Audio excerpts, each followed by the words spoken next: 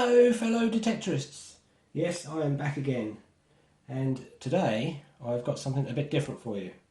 I wanted to show you my headphones, and as you can see, some of you may recognise these headphones, but first of all, it is Sunday the 13th of November.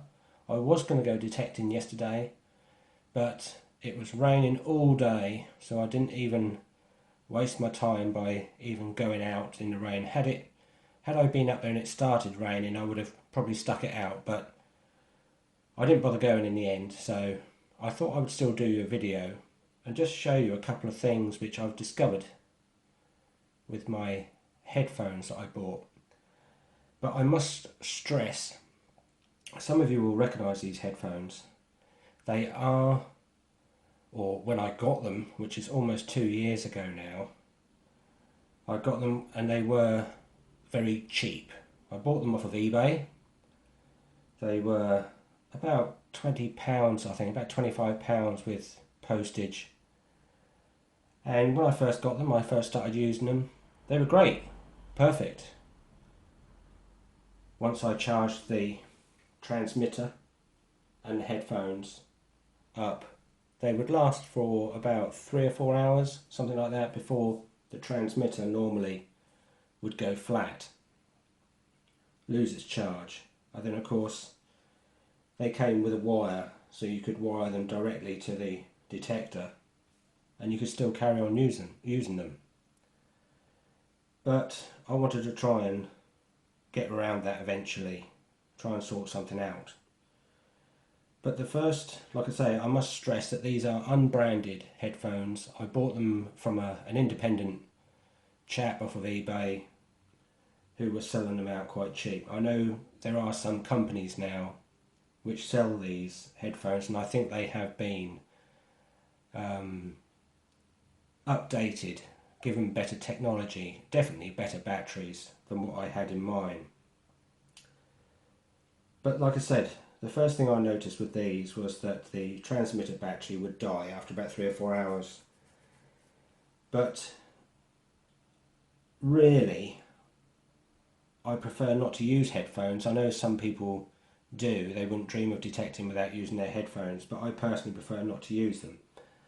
Mainly because I don't like to be tethered to the detector. I know these are wireless ones, but even when the battery goes flat, I still have to end up using the wire.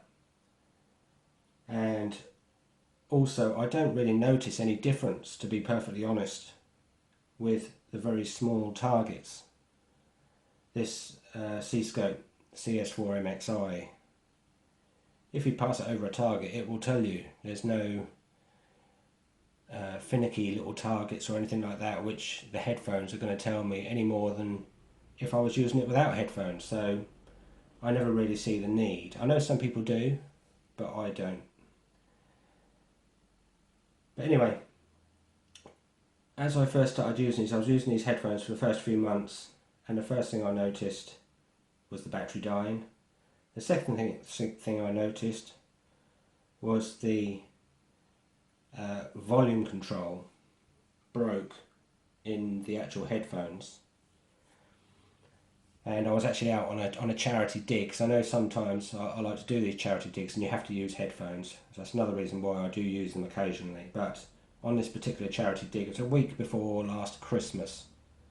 If you look back on my videos, it was actually the video where you see where I come across what I think is an injured deer in the field. But anyway, on that particular day I had to use them with the wire because the volume control broke and it was on maximum volume, and of course I couldn't use it like that. It was way too loud. So to get over that, I bought a separate volume control, which I half wondered whether it would work or not, and I put this in line between the transmitter with a connecting block, goes on there and on there, and of course the big 1/4 inch connector goes into the detector. And with the inline volume control, I can control the volume that goes to the headphones. So I got around that problem, which meant I could use them again. The next problem that I really wanted to sort out was the battery going flat. So what I thought I would do is I would open up the transmitter, see what size the battery was, the rechargeable battery was inside, and try and get a replacement for it. But in the end, I decided to open it up, have a look. I could see what the voltage was. Luckily it was written on the little rechargeable battery inside, and I took that out and I got rid of it. Now if you're very careful, if you have a similar problem and you've got headphones similar to these and you have a similar problem, you can pop open this little transmitter unit and half of it is taken up by a little rechargeable battery. I was lucky. When I took mine apart, it came apart without any problem. But you have to be careful. I just literally prized it open with a screwdriver and it came open. So what I then did was, off of eBay again, I bought a little battery pack.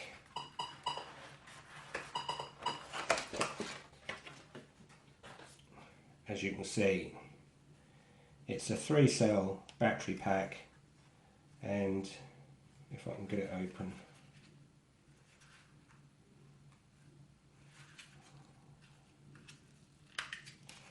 as you can see, it takes 3 AA batteries which add up to about the same voltage that was inside the transmitter unit.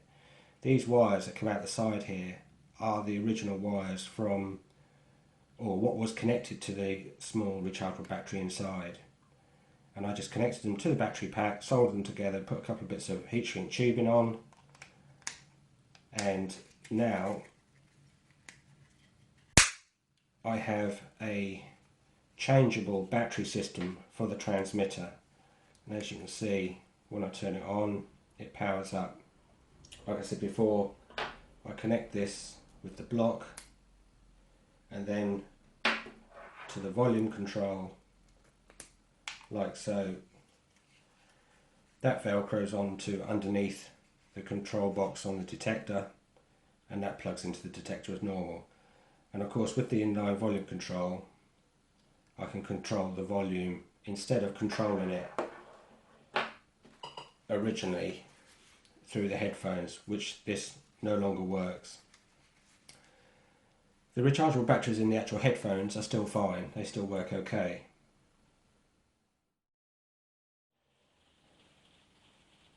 Now then folks, another thing which concerned me about these headphones was, and as you can see, through the miracles of video technology, things have changed.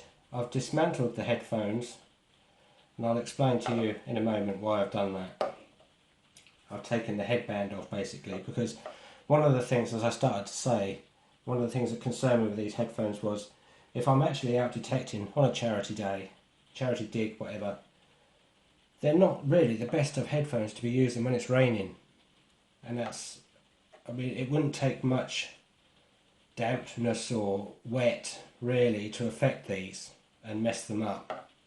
So another idea I came up with, and I was pleased to discover, was that the headphone wire socket on the headphones here that I've been using once the battery had gone flat, I can connect an ordinary pair of, now I know these are not everybody's cup of tea, and you're probably wondering why I've dismantled perfectly good headphones only to put in one of these things.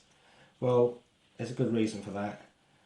These, as we all know, are dirt cheap, and that being plugged into there, once the wireless system is turned on, in actual fact I can show you, if I turn that on, press and hold the button on here, and they sync up together, that slowly flashes, the light stays on constantly there. If I connect this up to my detector,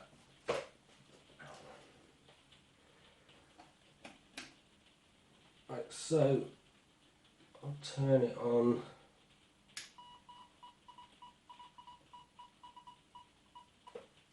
can see that the transmitter is working.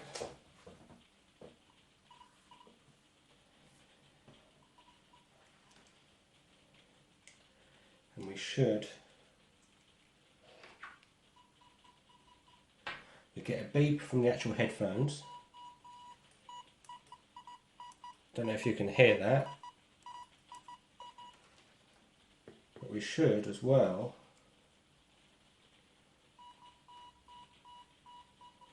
get a beep from this. Can you hear that?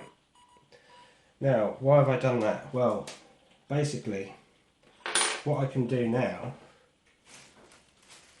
is these headphones, I can put them into a plastic bag,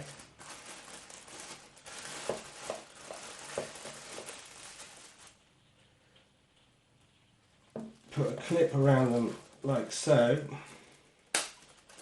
That can go into my pocket of my coat and they won't get wet.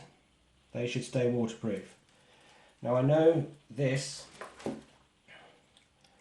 might still get wet, but these are just ordinary headphones, smartphone headphones, cheap ones, just out of Poundland. That's all these are.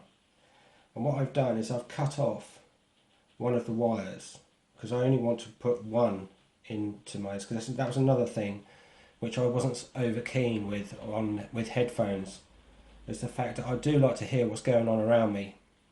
So with that one plug in one of my ears, I've got the other ear free to hear what's going on around me. And now with this, like this, I can put this into my coat pocket and that won't get wet. I carry a spare set of these headphones around with me, with one of the wires cut off in my shoulder bag. So if I do get any problems with this in the wet, which I can hide a lot easier under the hood of my coat, instead of these headphones being exposed to all the elements, especially this time of the year and through the winter, these should last me a lot better now. The transmitter and the battery pack go under the control box on my detector, which is covered by the waterproof cover which I put on my CS4 when it starts raining. And that is what I've come up with. It's good that the headphones work with this extension, cheap headphones as well, which makes this all possible.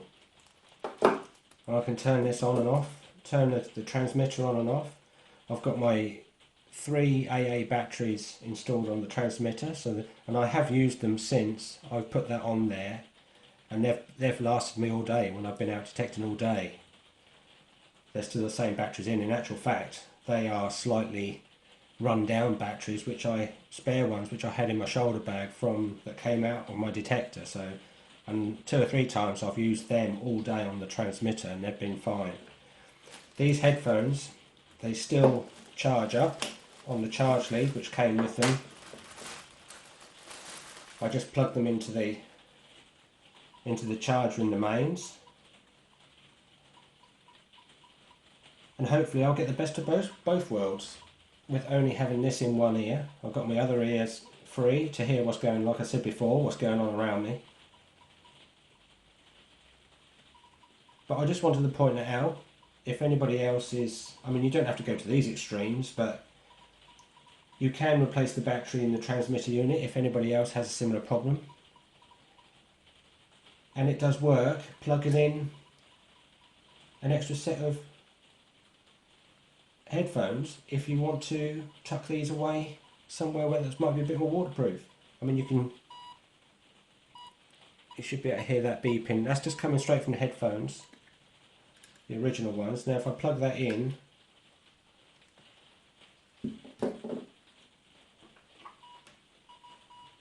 as you can hear, again, it beeps from those as well. Anyway, I just thought I'd show you that.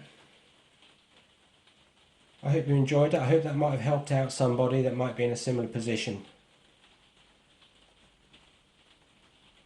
But anyway, hopefully the weather will be okay next weekend. I'm actually on holiday next week. Not this week coming, but the following week I'm on holiday, and I won't be out detecting until the Tuesday and the Wednesday and the following Saturday. So I will see you again then. Bye for now. Thanks for watching.